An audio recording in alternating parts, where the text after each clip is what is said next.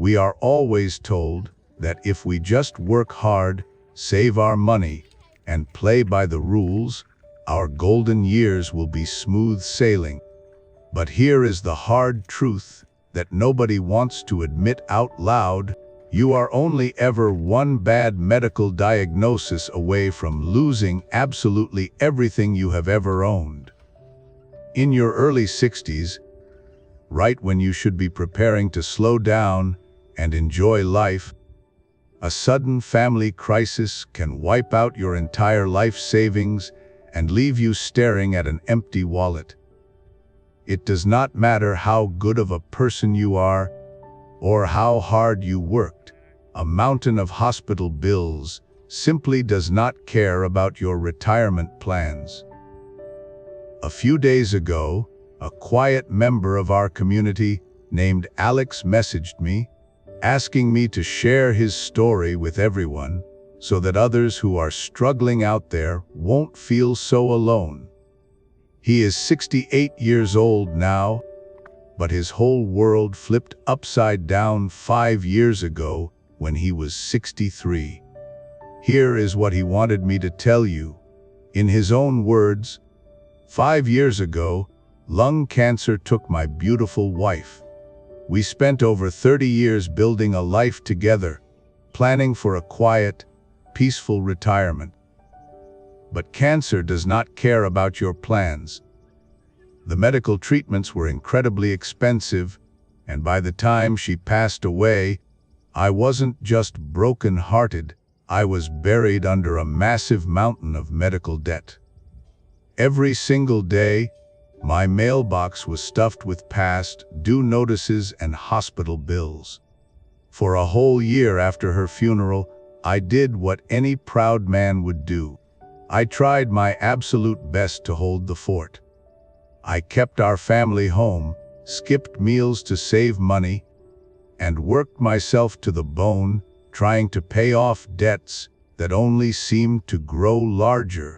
I truly believed that keeping that house was my duty to her memory. But one night, sitting alone at my kitchen table in the dark, surrounded by late notices, I had a sudden wake-up call. I looked around those quiet, empty rooms and finally saw the truth. This house wasn't a shelter anymore.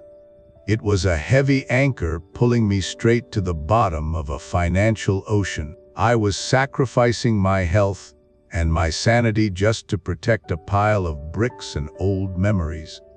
Right then and there, something shifted inside me. I understood that if I wanted to survive and see tomorrow, I had to completely let go of yesterday. Let's be completely honest here. Selling everything you own is a brutal, agonizing experience. There is absolutely nothing romantic about it. I had to stand there in my own yard and watch total strangers haggle over my wife's favorite armchair or flip through our old books just to offer me a couple of dollars.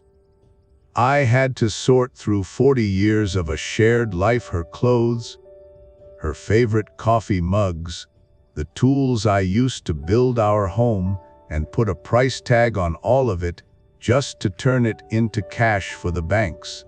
It felt like I was erasing my own existence piece by piece. When the sale was finally over and the trucks drove away, there were no cheers or feelings of relief. There was just an empty, echoing house and a 64-year-old man standing alone in the quiet. I had paid off the debts, but I was left with nothing but the clothes on my back and my dignity. It is a terrifying, lonely place to be, but that was the exact, raw price of my freedom from that financial prison. But I didn't let that empty house be the end of my story. Just when things looked the absolute darkest, a relative reached out with a lifeline. They owned an old, abandoned farm that had been completely neglected for years. The fields were overgrown with thick briars, the barns were falling apart, and the whole place looked like a ghost town. They didn't need a miracle worker, they just needed someone trustworthy to live on the property, keep an eye on things, and keep the vandals away. In return, they offered me a small place to stay and a roof over my head. It wasn't much, but it was a start. Instead of just sitting on the porch watching the days pass by and feeling sorry for myself, I decided to dig deep into my past. I remembered the basic farming skills I had learned when I was just a young boy helping my grandfather. I went out into those fields, rolled up my sleeves, and got to work. My back ached, my knees popped, and there were days I didn't think I could even get out of bed. I spent months clearing out the thick weeds, repairing the broken fences, and tilling the hard, dry dirt. I started planting basic crops: tomatoes, corn, potatoes, anything that would grow. Day by day, a funny thing started to happen. As I brought that forgotten soil back to life with my own sweat, that hard work started bringing me back to life too. I wasn't thinking about the hospital bills anymore. I was thinking about the weather, the seeds, and the next harvest.